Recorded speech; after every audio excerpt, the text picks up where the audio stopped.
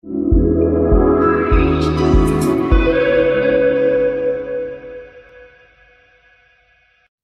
Кыдыков Нурдөлөт, Балакчы шаарындагы номер 4-гимназия мектебинин 5В классынын окуучусу. Ыскөл. Ыскөл Кыргыздын кереметтүү ажайып коз жерлеринин бири. Ыскөл Орто Азиянын туризмдин жаркыраган жылдызы. Ыскөл Кыргызстанда эң чоң көл. Кыргыз элинин бермети Ыскөл. Ыскөл дүйнөнүн байлыгы. Ыскөл Ала тоо арасында жайгашкан. Кыргызстан Ыскөл менен бүт мамлекеттерге таанымал.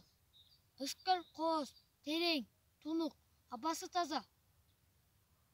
Ыскөл эң терең көлдөрдүн тизмесинде 7-орунда турат. Ыскөлгө жайында туристтер, альпинисттер жана саякатчылар келип эс алышат. Алар көлдүн кооздугуна, тунуктугуна, абанын тазалыгына суктан үйлөрүнө кайтышат. Ыскөлгө 80ден ашык агын суу кошулат. Ыскөл жай мезгилинде өтө жандуу жана өтө кооз. Ыскөлгө быйыл 2000ден ашык аккуу учуп келди. Ыскөл жылуу көл дегенди билдирет. Ыскөл кышкысын тоңбойт, анткени көл туздуу.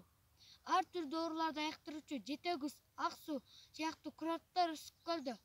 Мен Ыскөл менен сыймыктанам. Ыскөлдү жаңы-жалап акындар, ыр жазса, жазуучулар тамшандырган көлөмдүү китептерди, жомокторду, табышмактарды жазышкан. Ыскөл көркүңдү ырдап жазды далай акын. Көрбөстөн жүрөгүмө болду жакын. Айланам көркөмүңдөн ысык көлүм. Ааламды таңыркаткан сенин атың. Болжосом сенден сулуу көл да жоктур. Болсо да киргил тартып тентек соктур. Алыстан сени энсеп келген жандын алоолоп жүрөгүнө жан канаттыр.